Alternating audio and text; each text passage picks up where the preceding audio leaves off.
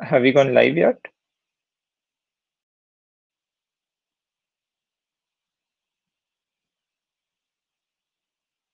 Hello, yeah, we're live. Okay.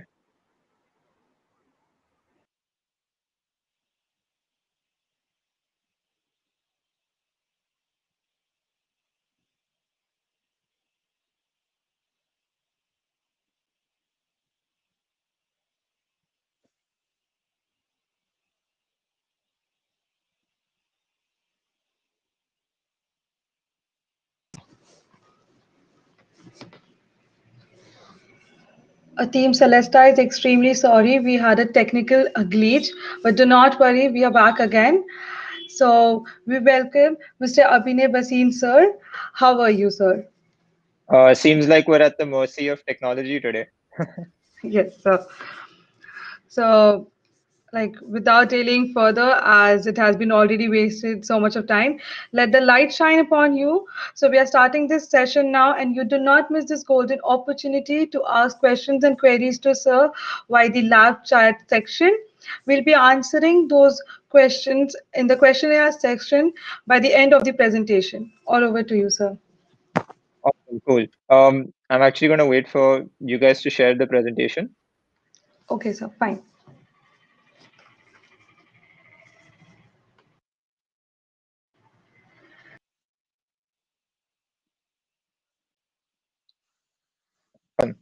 Um, so guys, firstly, thank you so much for having me here today. It's going to be an honor and a privilege to talk to you guys, and very good evening to everyone who's sort of putting it up in the chat out there. Um, very strangely, we're going to talk about the impact of AI on human effort. Does it empower or overpower? Uh, I am by definition what people call as an AI optimist. I really believe that that technology and AI is going to be an enabler to augment human effort rather than anything else. Before we go into the discourse of the presentation, I think it's really important that we understand our relationship with AI so far. Next slide, please. Great. So I think it's a no-brainer why we're having this discussion. Artificial intelligence is pretty much seen as a driver of the fourth industrial revolution. It's Move on to the next slide, please. It's actually one of the most sought after skill sets that everyone wants for and vies for in the job market today. And I think one of the crucial reasons is the way artificial intelligence is so cemented into our everyday lives, and the way we operate, the way we interact with our technology, and everything that we sort of do in our daily lives. Next slide, please. So one of the reasons why AI is so sought after as a skill set to have is primarily because of the three areas where they seem to be pretty good at, or in comparison to human beings. The first one, and I think most relevant for today, in the era in which we live in, is diagnosing diseases. AI has actually enabled us to even decode coronavirus gene in a way that is far more effective and far more faster than has ever happened before. So they're really leading it in terms of diagnosing diseases. Big tech companies have invested in technologies that help scientists come up with these innovative solutions. Language translation is another key area. A lot of you would have seen Google Translate or some form of a translate application where language translation happens at a really fast pace in just your fingertips, through your mobile devices or your laptops or wherever it is. And lastly, most importantly, in providing customer services, I feel technology, a lot of you guys would have seen SoftBank's robot Pepper, right? But I think one of the key things that we're seeing AI drive is chatbot, is the fact that they can understand human context a lot better and be able to provide a resolution to to customers in a far more effective manner. And I think these are the three areas what really promote AI to now come into the forefront of our everyday lives today. Next slide. Cool. So even before getting into the topic, I think I would like to actually talk about what my first experience with technology is. How many of you guys remember watching this cartoons called The Jetsons? I can see Shivam already says that he likes it. I'm sure a lot of you guys were pretty much the same age, and this is something that we grew up with. If you move to the next slide. Okay, great. So, Mukul, unfortunately, you've not seen it. I recommend you take out some time and binge watch it in YouTube. But what my first experience with technology was what I saw. Well, it was about 1998 when I actually saw Jetsons as a cartoon. And what fascinated with me really was how he had video phones, right? Like George Jetson would get into meetings or talk to people, would talk to people through video phones. He had this assistant that would pretty much do anything. Her name was Rosie, right from cleaning dishes to answering, to even walking the dog, and doing several things, but it was a robot, and I thought that that was really cool. And there was also a digital watch through which he used to have video conversations with people, which I again thought was a great application of technology as a kid. And next slide, please. And fast forward to where we are right now, right? A lot of that technology at that time fascinated me because I thought that we were far away from getting that into reality. And fast forward to today, where a lot of this has actually become a part of our everyday lives, right? Like everyone has a mobile phone that is capable of doing a video call. We've seen, like I said, SoftBank has invested in Pepper, that actually is an assistant that is driven by complicated systems of AI and ML. And digital watches is something that is now becoming more commonplace. Everyone sort of has this device around their wrist, that you can do so much more than just answer calls. You can find out what your pulse rate is. You can find out your heartbeats. You can create alerts for, let's say, your young or your elderly, in terms of in case they are in any kind of danger. So there's so much that you can do with digital watches today, and all of that technology that, well, in maybe 15 years seemed unimaginable, is actually now a part of our everyday lives. Moving on to the next slide. So I actually grew up thinking that technology is here to help us, to support us, and to be our friends. If you move to the next slide. But Hollywood actually almost always sort of shows us that there is a doomsday scenario when we look at technology, when we look at sophisticated systems in the way they sort of come to govern and overpower the world, right? I mean, we saw that in Terminator. We've seen that in the Age of Ultron with the Avengers. And it's pretty much that entire mindset that Hollywood has sort of propagated to make us believe that machines are just out there to get human beings. Next slide. So I'm going to throw this open to you guys. I wish we were in a physical environment, but we are virtually. So how many of you guys actually feel AI is a force for good? That technology is actually here to help us rather than overpower us? Okay, that's a good thing.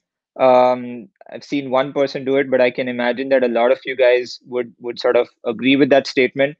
And on the contrary, how many of you actually feel that technology is just out there to overpower us and replace us in things that we do?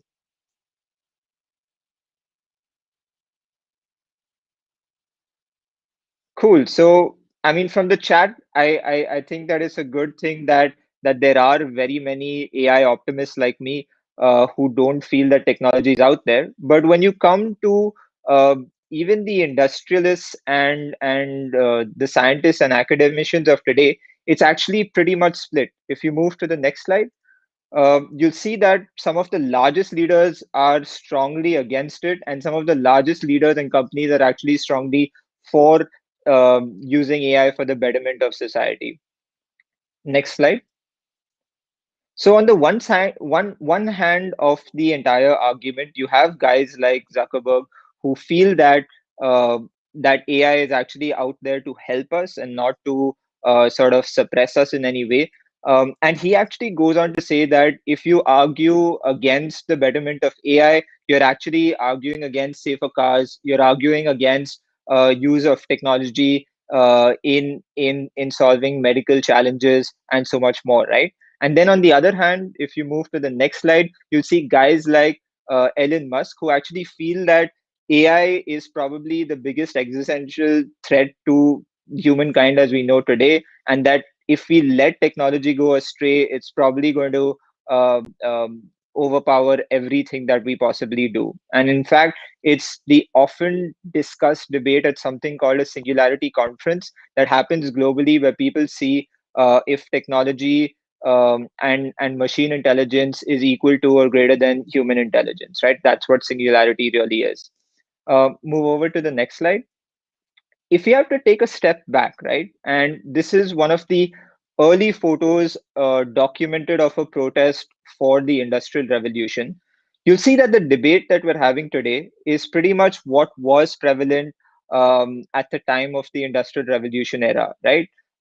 This is a photo that was taken in New York several decades into the Industrial Revolution, where people actually thought that, or especially white collared and blue collared people thought that technology is just taking up their livelihoods, and it's pretty much a doomsday scenario that they sort of created, right? But if you had to look at the impact that the Industrial Revolution has sort of had on various aspects, move over to the next slide, you'll actually see that in things like life expectancy, right?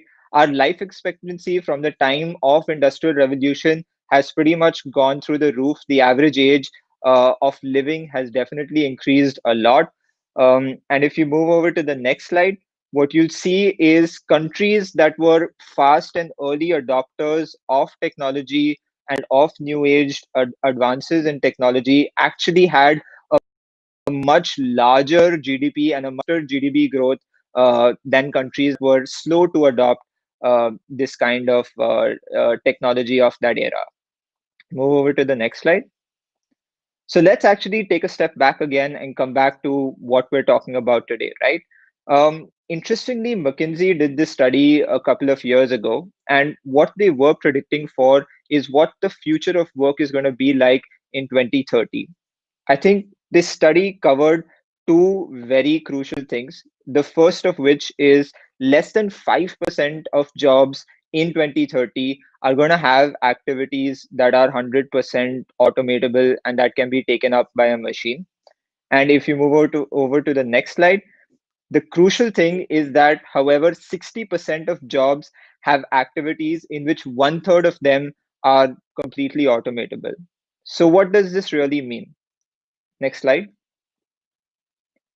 So this means basically that in some sense, the jobs that we have are pretty much safe, but the way we do those jobs and the way we're expected to perform those jobs are going to dramatically change in a way that we cannot even imagine. A lot of which is what we're seeing in the way we even do our basic work today. Next slide.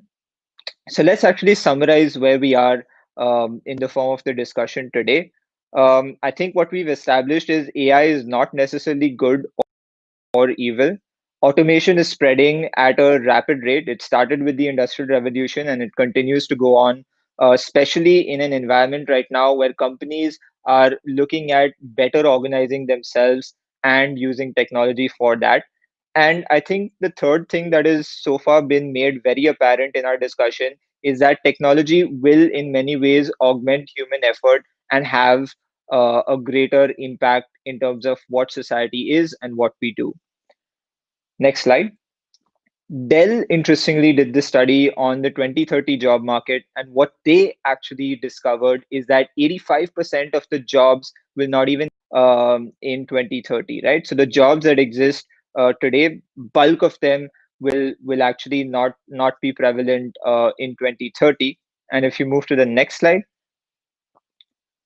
so what it actually means is that it's not just that there is going to be a shortage of jobs, but the skills that are required to perform these jobs, right? And that's where the debate of AI really comes into the forefront in terms of how this serves us or is out there to sort of replace us. I think our skills are going to have to drastically be sharpened. Next slide. And I think this leads to a thought which is called collaborative intelligence. The fact that machines and humans actually got to find ways to work together rather than anything else. And I think that is a very crucial skill set to develop. Move over to the next slide.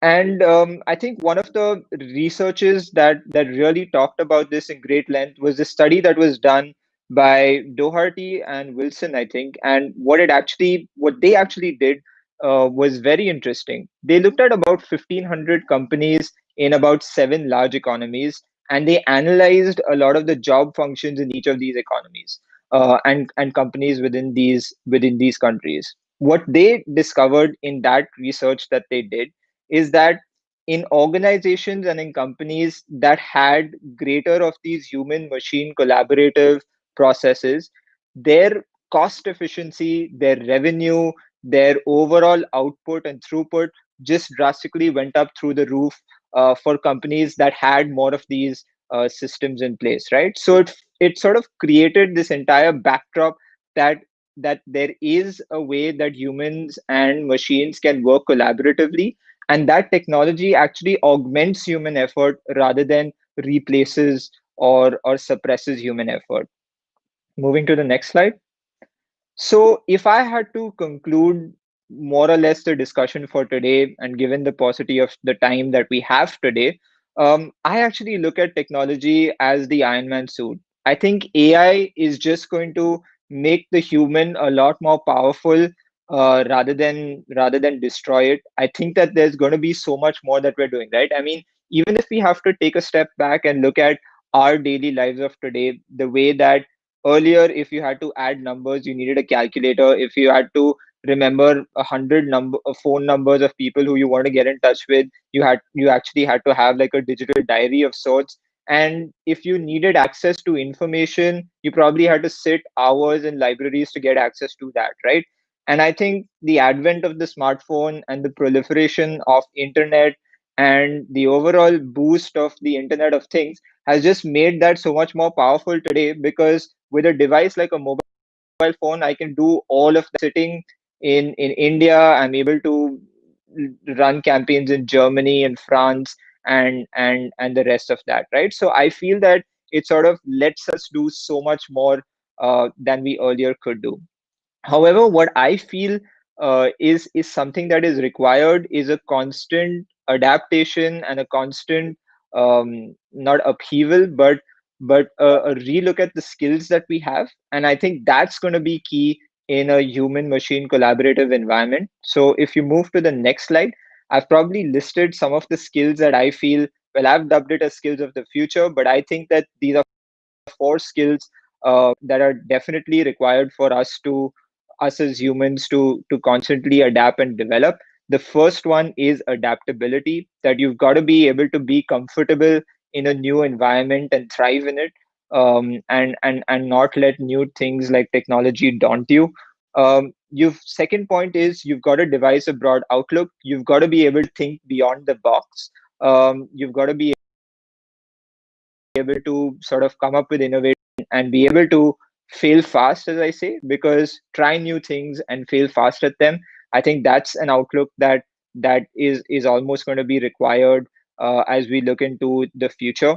The third thing is having this eternal quest for knowledge, to be able to willing to try new things, to be able to uh, get more aware of technology and how you can apply them in different ways. I think that's something that's definitely going to be required. And the fourth most crucial point I feel is that you always have to be a team player. You're going to have to not just now work with people in your team, but how can you work with, like I said, technology to just augment your output in ways that we couldn't before. And when we look at, let's say, the most sophisticated education system is the one that's done in Finland and Sweden. And in the next slide, you'll see the three more skills that actually get added to it. One is critical thinking, and it's with what I said in terms of being able to think outside the box. The next one is communication, that you're going to be expected to sort of crystallize complex algorithms and explain it in ways that are really, really simple and relatable. And I think lastly, I think creativity is something that a machine will be very hard for them to replace. Um, Ultimately, we have it's us who govern algorithms and it's us who create algorithms rather than the other way around.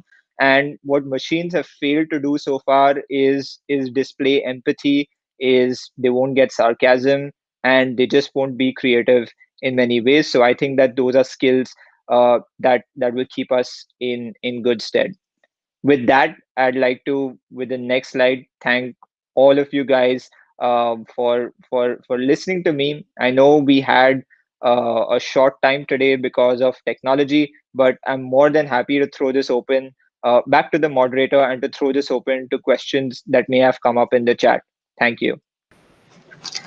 It was a great session, sir, and a very informative one also. AI is surely the future. Artificial intelligence is almost a humanities discipline. It's really an attempt to understand human intelligence and human cognition. Sir, I would like to inform you that our viewers have been interacting with you via the live chat section, and we have gathered a lot of questions from there. I would be presenting them to you one by one if it is fine with you, sir. Absolutely, go ahead. Okay. So the first question we have is from the game tuner. The question is: isn't AI resulting as a large scale unemployment?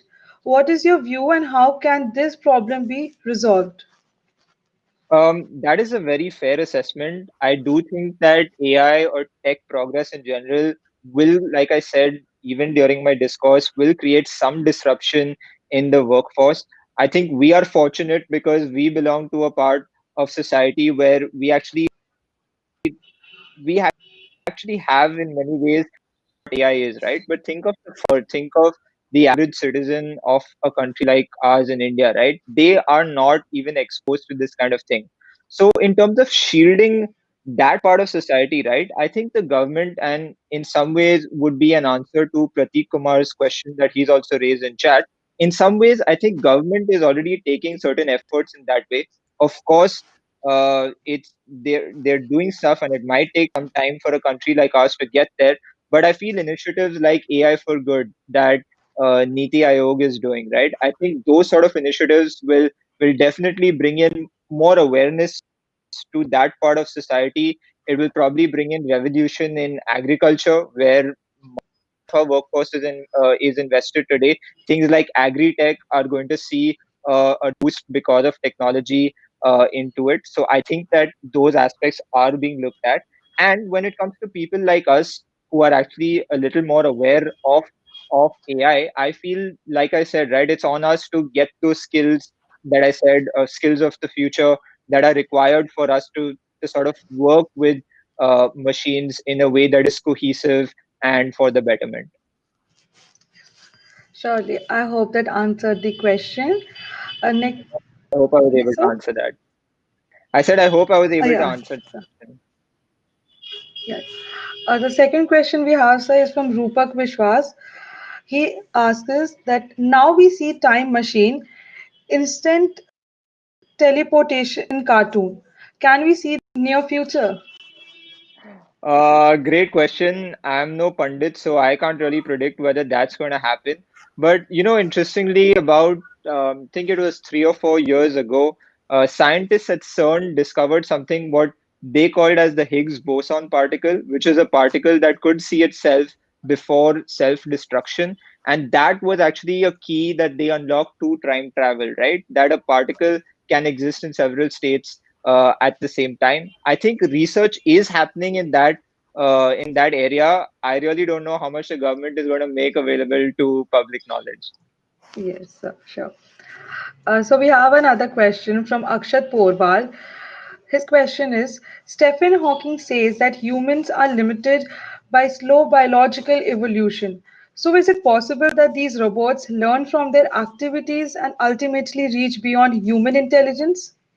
So Akshat, I think that is a debate that happens at the Singularity conference every year, right? whether the collective intelligence of humans is equal to the machine intelligence that exists today. I think singularity is something that in many ways we are soon to achieve, but I don't think that it's ever going to replace human beings. Like I say, it's always going to augment human effort rather than replace it. So I think humans will always trump over the machine in many ways, but it's on us, it's on AI researchers to actually make sure that algorithms don't have a bias into it, that it's being regulated well. And I think companies like Microsoft and Google are actually now taking cognizance of the fact that there is a bias that could exist in algorithms and are working towards correcting those in many ways. Sure, sir. So we have a question from Prateek Kumar. His question is, in India, where poverty and unemployment are still the major issue, so a time when machines and AI overtake needs of mass labor, how far it can not affect the life of a large number of unskilled labor?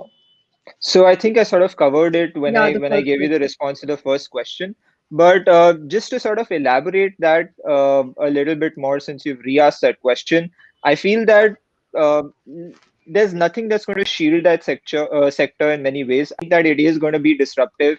It's kind of ridiculous that and might be like not like political of me to say that, especially when it comes to the farm laws, that that we just have an over dependence on that part of society, and I think it's a good thing. But I feel that machine can just bring out so much more, so that people in some ways get skilled faster. I really hope to shield that sector, the government looks at and I know Niti Aayog is trying to do some efforts in terms of how to sort of upskill that part of society. I can only hope that we have a better India to look forward to. But yes, it is a sector that is ripe for disruption and is most likely to be affected by more rapid mechanization than normal.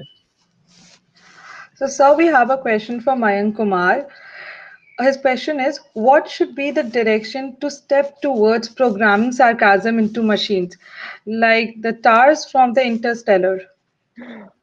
Great question. I think it's really hard for the machine to get sarcasm. If you understand how machine learning algorithms work, it always requires like a corpus or a massive data set before it actually understands how to function and how to sort of give it an output, right? Now, for you to be able to detect sarcasm and tag sarcasm, you're going to have people constantly look at the way sentences are constructed and have like a massive training data set of what a sarcasm comment what a sarcastic comment is and what a sarcastic comment isn't. And I think that is going to be have to constantly looked at over a period of time. But I just don't see us creating that massive data set, and I don't think machines will really get there. Okay, so I hope that answered the question for you, Mayank. So we have a question from Parth Kanani. His question is, in the light of recent events at Google, could you talk about how businesses and governments regulate AI research? That's a very fair question. I guess you're referring to the fact of how Google sort of recently fired one of their AI researchers on a grounds of biasness. I think that companies and governments should play a crucial role, more than even governing before that, to understand what AI systems are capable of and get the relevant experts to sort of help them in that process. I feel a public private partnership is something that is crucial in something like this, because it is also unfair to expect the government to have all this knowledge, because I feel in many ways they themselves are being disrupted, so to speak, right? So I think that there is going to be a need for great leaders to collaborate together to make sure that things are working in the right way possible. I know it's very utopian of me to expect this, but it's a secret wish that it does happen. I hope you got your answer, Parth. So we have a next question from UV Dilawat. He asks us that the ease with which one can build chatbot using Rasa and open source platforms from Google and Facebook, isn't it handing too much power to small kids who don't know how to actually put it into use?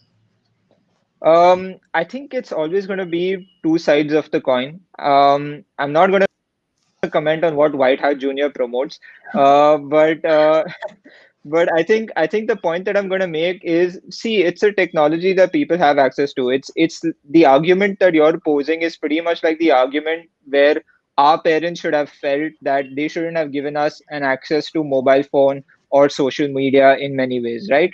There can be negatives that come out from it, and there can be positives that come out for it, right? But if there are great things that will come out from it, I sort of feel like the pros might outweigh the cons in many ways. What I definitely do hired is that parents should or people should be able to give like an awareness training for kids to sort of like, I think that at a very young age, 6 and 7 even, people are getting onto social media platforms, forget technology and coding, right? I feel that someone needs to talk to them in terms of what to expect from that culture. We know, unfortunately, we live in a world of hate where whatever comment you put out there in the universe can often be misconstrued and then backfire in ways that you can't imagine, right? I think getting them aware or getting kids aware that such problems can exist is what I feel that people and parents should really do now. But I feel leave it as an open playing field. Let's see what happens. I don't imagine like a worst coming out from it. Nice. The next question we have is from Keshav Kumar Jha. His question is, what do you see the scenario of the job market in India, where a considerable amount of workforce is unskilled? This would require a major change in the government policies and education sector too. I think, Keshav, that is a very, very good question that you brought up. Um, Coming back to that World Economic Forum study that I sort of quoted earlier, right? I think what that's one of the statistics that came up in that study was that by the time you're done with a 3 or 4 year technical study, right, like the ones that you guys are doing in college right now, 50% or more than 50% of what you're studying actually becomes redundant. Things like artificial intelligence, machine learning, even programming like R and Python were not even taught of when I was in college, and I wasn't in college far too long ago, right? I think it's been probably about 5 or 6 years, maybe. That wasn't even heard of as concepts, right? So I think that there's going to be a constant revision that is required, and the onus of it shouldn't just be on educational institutions or governments who set curriculums for it. I feel that yes, they do play a large role, and they should, but I feel that there's an onus that we should take as individuals to ensure that we constantly upskill ourselves, right? I mean, nothing stops us from picking up a course on Coursera or on edX or on any of those platforms that just makes us more aware or upskilled in some way. Yes, definitely. I hope that answered the question, Keshav. So we have the next question from Parth Gupta. His question is, what do you think about companies like DeepMind, which have huge amounts of data about our personal lives? The data can be misused easily. This reminds me of the documentary Dilemma. I think a lot of you guys might have seen it on Netflix. It does refer to a tinfoil mentality where, again, people think that big tech and companies like Facebook and Google just know so much about us, so they're just probably going to create like a Black Mirror kind of an environment, or they can create a Black Mirror kind of environment.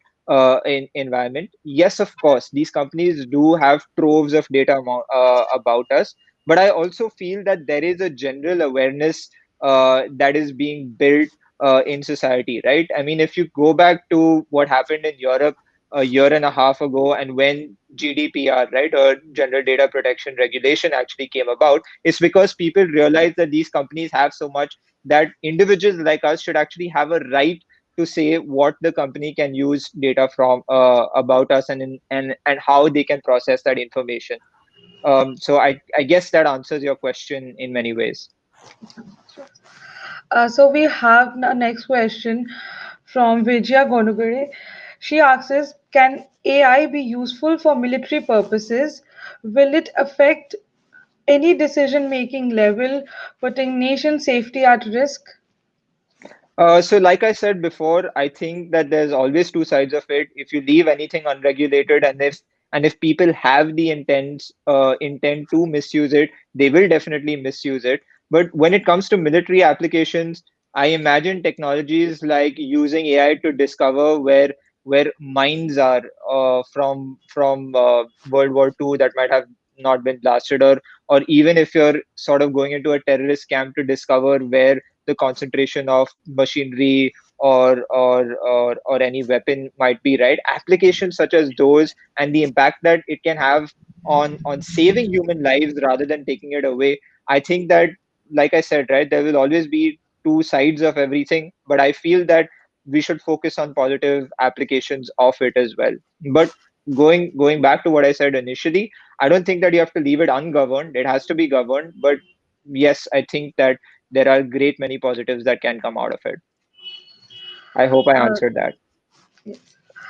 So the last question for this session, it's from Piyush Chauhan. What do you think about GPT-3 by OpenAI? Does it fulfill the benchmark for AGI? So I'm not sure whether it does fulfill a benchmark of artificial general intelligence, but I think there are tremendous applications again of GPT-3. In fact, my team and I are dabbling on one of them, and we call it like this AI copywriter. So we give it like a line of an advertisement, and then we ask it to like create 10 or 20 samples of it. So I think that there are very interesting applications that come from it. First step towards fulfilling guidance of AGI, but I think we do still have some time to go before we reach that benchmark and threshold. Thank you, sir. That was all for the questions. These were some of the questions that I had personally to ask. So, yeah, it also answered my questions as well. So, I hope all the queries of our viewers were answered. Thank you so much, sir. We're truly blessed to have such an eminent personality for guest lecture series. I would love to extend gratitude on behalf of the whole team, Celesta and IIT Patna, to you, sir, for taking out time from your schedule to mentor and guide us. The knowledge that our viewers have gained today was exceptional, and Team Celesta is grateful for that. Thank you so much, sir. I'm glad you liked it. Thank you for having me out here, and most importantly, bearing for the tech glitches that were there. Thank you so much, and I hope you guys enjoyed this as much as I did. You all were really a great bunch. Thank you. Thank you so much, sir. Thanks. So, before we wrap this session, let me tell you about the exciting events which we have conducted by Celesta this year.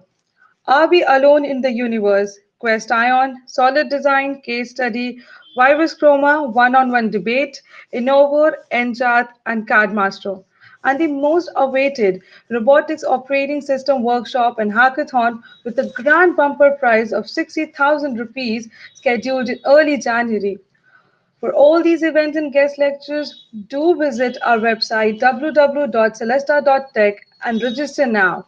Also, book your official Celesta 20 merchandise, that is a super cool t shirt, at just rupees 400 for one and rupees 750 for two, and get free delivery at your doorsteps. Order now, the link is given below in the description. As we reach the end of this session, now begins the countdown for tomorrow's guest lectures and events. The fun and excitement has just begun, and it only grows as each day ends. Thank you, everyone, for joining with us today. And if you found this guest lecture helpful and interesting and insightful, don't forget to share it with your friends. The recording will be available in a few minutes. See you tomorrow with one more awesome guest lecture that awaits for you all. Till then, have a nice day and goodbye.